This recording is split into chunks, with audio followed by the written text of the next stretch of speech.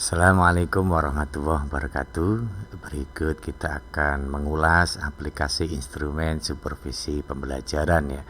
Tentu instrumen supervisi pembelajaran sangat penting sekali bagi asesor yang dilakukan oleh kepala madrasah atau pengawas ya di dalam melaksanakan supervisi pembelajaran kepada para guru ya. Atau bisa saja asesor ini dari unsur guru yang ditunjuk oleh kepala madrasah untuk membantu kepala madrasah dalam melaksanakan supervisi pembelajaran bila guru di madrasahnya jumlahnya banyak ya, lebih dari 10 misalkan ya. Langsung saja, ini adalah komponen atau menu di dalam aplikasi supervisi pembelajaran. Yang pertama input data guru dan asesor, kemudian perencanaan pembelajaran, pelaksanaan pembelajaran, dan penilaian pembelajaran ya. 3 unsur ini ciri khas dari supervisi pembelajaran, mulai dari perencanaan sampai penilaian ya. Langsung saja kita akan menjelaskan langkah-langkah di dalam penggunaan supervisi pembelajaran ini. Namun sebelumnya, aplikasi ini bisa dibagikan kepada guru-guru yang akan supervisi biar dia juga bisa tahu instrumen-instrumen dalam supervisi ini ya. Jadi supervisi pembelajaran ini sifatnya kualitatif ya, bukan pada penilaian di mana di situ akan muncul angka ya, seperti PKG itu ya. Tapi ini lebih ke deskriptif kualitatif yang bertujuan untuk memperbaiki proses pembelajaran atau mengembangkan potensi guru di dalam melaksanakan pembelajaran agar lebih baik dan berkualitas ya. Langsung saja kita mulai dari menu yang pertama, input data ya. Di input data ini sudah saya isi, tinggal saya warnai biar cepat tutorialnya ya. Kita isi data guru ya, kemudian data supervisor atau yang melakukan supervisi ya. Saya kira ini mudah untuk dipahami ya. Kemudian langsung saja kita masuk ke perencanaan pembelajaran. Proses perencanaan pembelajaran adalah awal dari supervisi pembelajaran ya.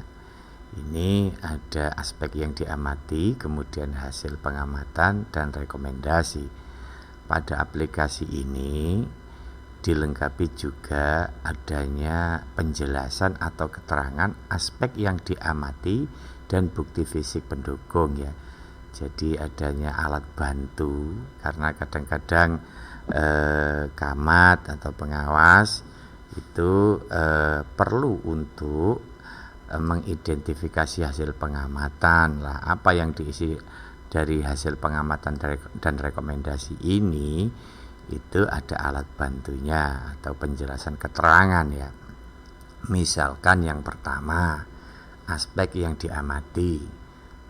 Yang pertama, guru menyusun perencanaan yang dapat menggambarkan proses pembelajaran yang efektif lah.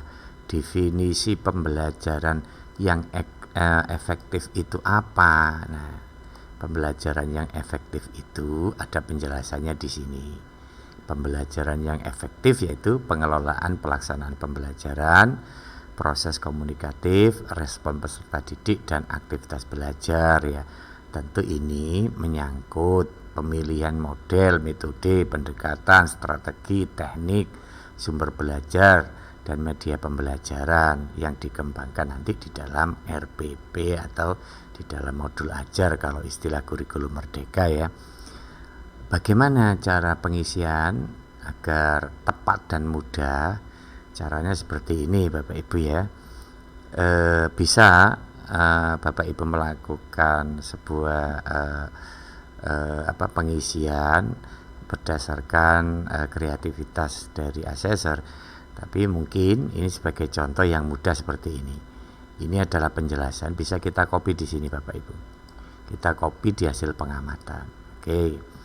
Ini adalah penjelasan keterangan tentang RPP yang memuat pembelajaran yang efektif ya. Misalkan kita berdiskusi dengan guru yang akan kita supervisi ya. Kita sambil diskusi, kita lihat perencanaannya, baik RPP atau modul ajar misalkan nanti kalau kurikulum merdeka, apakah di situ sudah mengembangkan pembelajaran yang efektif ya. Setelah hasil telaah dan diskusi, ternyata misalkan ditemukan RPP yang sudah dibuat oleh guru itu sudah menerapkan pembelajaran yang fokus terhadap model, metode, pendekatan, strategi teknik, semuanya sudah sesuai mencerminkan pembelajaran efektif. Namun misalkan dari asesor melihat misalkan ya sumber belajar dan media pembelajarannya kurang mendukung misalkan. Nah ini tinggal kita misalkan kita gini ya, kita buat kalimat seperti ini, RPP sudah menerapkan misalkan, sudah menerapkan pembelajaran yang fokus terhadap model, metode, pendekatan, strategi, teknik, kemudian kita kasih kalimat namun belum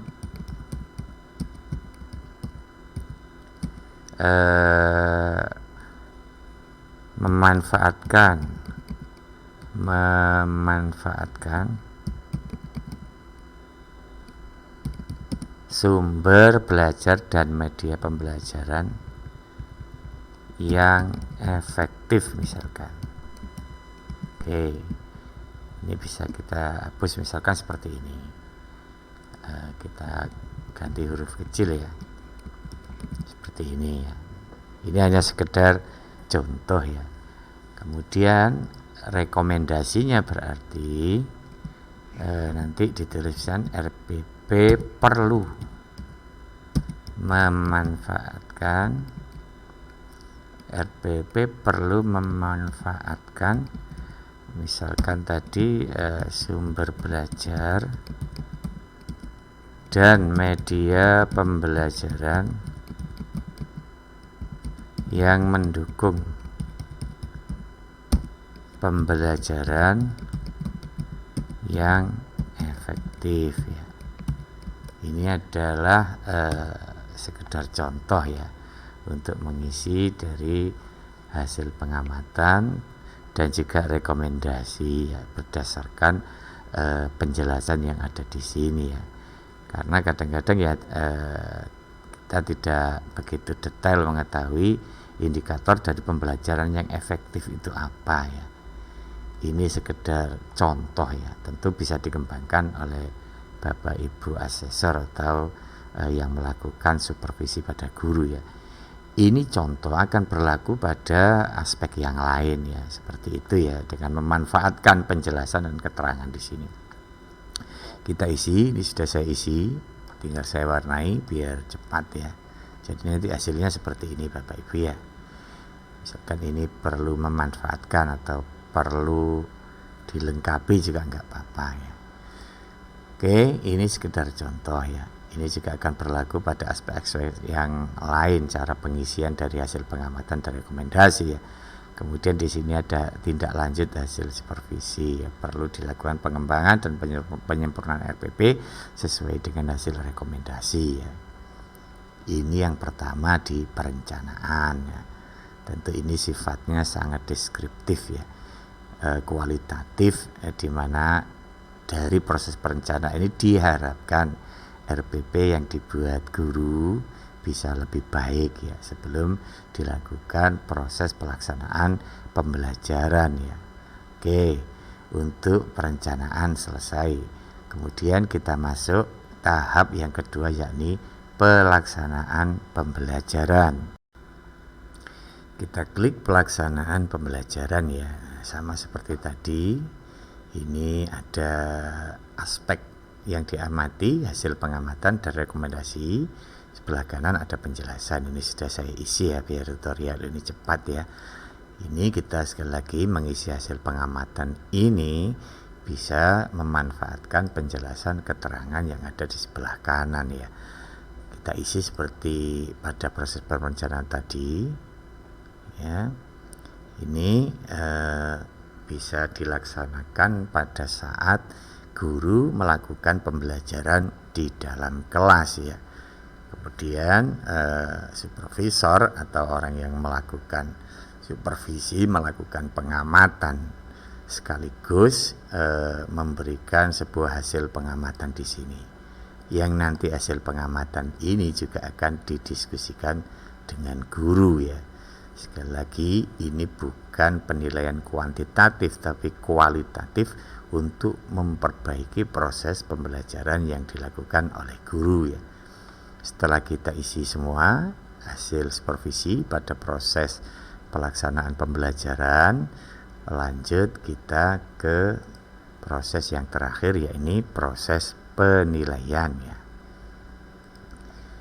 Pada proses penilaian sama ada aspek yang diamati hasil pengamatan rekomendasi, kemudian ada penjelasan.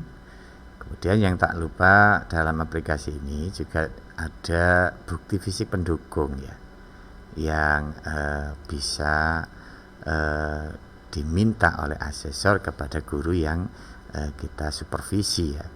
Misalkan untuk yang pertama guru menyusun instrumen penilaian soal alat penilaian yang sesuai KIKD dan tujuan pembelajaran ya. Nanti bukti yang kita diskusikan dengan guru adalah program penilaian dan hasil pemetaan KIKD misalkan begitu ya. Kemudian kita isi hasil pengamatan kita dari dokumen-dokumen penilaian guru. Kita isi hasil pengamatan dan rekomendasi ya. Hasil akhir nanti ada tindak lanjut hasil supervisi yang harus dilakukan oleh guru agar dalam merencanakan, melaksanakan dan mengevaluasi penilaian bisa lebih baik ya. Ini komponen penilaian ya. Ini saya kira untuk penjelasan tentang langkah-langkah di dalam penggunaan aplikasi instrumen supervisi ini saya kira sudah cukup. Mungkin Bapak Ibu guru nanti dalam mengisi hasil pengamatan bisa jadi berkreasi sendiri juga tidak apa-apa ya, atau memanfaatkan penjelasan-penjelasan dalam pengisian hasil pengamatan juga itu juga lebih baik karena lebih terarah sesuai dengan konsep yang baik dan benar ya. Saya kira cukup. Assalamualaikum warahmatullahi wabarakatuh.